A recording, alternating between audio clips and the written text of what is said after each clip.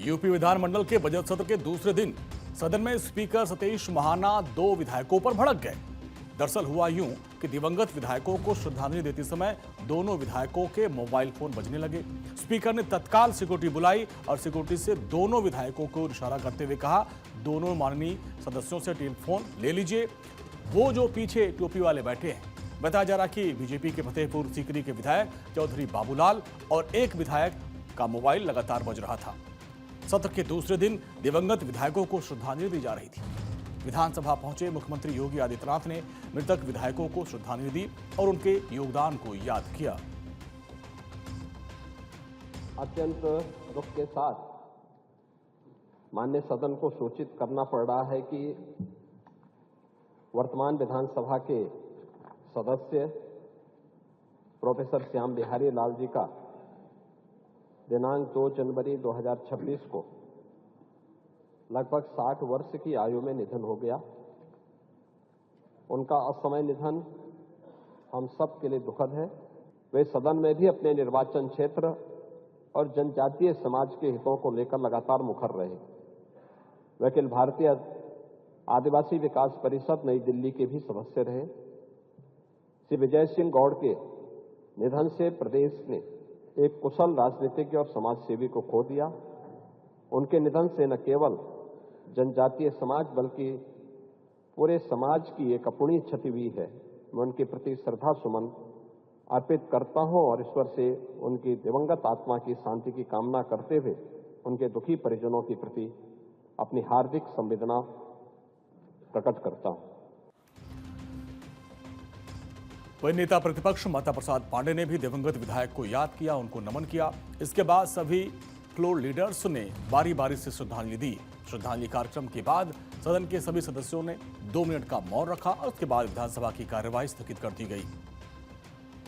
UP Vidhan Parishad में Sapa MLC मान सिंह यादव ने आरक्षण के मुद्दे को उठाया। उन्होंने कहा कि 69,000 शिक्षक भर्ती में जब पहली बार आरक्षण घोटाला सामने आया तब पिछड़ा आयोग खुद टिप्पणी करता है कि राज्य की भूमिका संदिग्ध है, आरक्षण के नियमों का उल्लंघन हुआ है।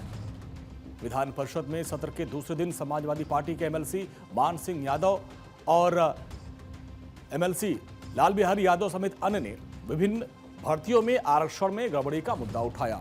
डिप्टी सीएम केशव प्रसाद मौर्य ने जवाब दिया तो विपक्ष उनके जवाब को अपर्याप्त बताते हुए वहीं धरने पर बैठ गया। विपक्षी एमएलसी ने सदन के नीचे बैठकर वहीं पर धरना दिया, हंगामा किया और जिसके चलते सभापति ने 15 मिनट के लिए स्थगित कर दिया। विपक्ष का रवैया निंदनीय रहा है। विपक्ष को अपने आचरण में सुधार करना चाहिए और सदन की कार्रवाई में सहयोग करना चाहिए और जनता 25 करोड़ जो उत्तर प्रदेश की जनता है उससे जुड़े हुए कोई भी सवाल हो उसको उठाना चाहिए। सरकार हर सवाल का जवाब देने का काम करेगी। बजट सत्र जितने भी सत्र होते हैं, 3 सत्र होते हैं, उसमें बजट सत्र सबसे महत्वपूर्ण होता है। इस महत्वपूर्ण सत्र का समय बर्बाद करना, कांग्रेस के ढर्रे पर अगर समाजवादी पार्टी चल रही है तो समाजवादी पार्टी का वही असर होगा जो कांग्रेस का यूपी में। वहीं विधानसभा में गवर्नर के भाषण के दौरान विपक्ष के हंगामे पर यूपी के मंत्री सुरेश कुमार खन्ना ने कहा कि विपक्ष ने ऑल पार्टी मीटिंग और बिजनेस एडवाइजरी कमेटी में सहयोग की बात कही थी, लेकिन गवर्नर के साथ उनका बर्ताव देखकर बड़ा दुख हुआ। विपक्ष को अपने बर्ताव पर सोचना चाहिए।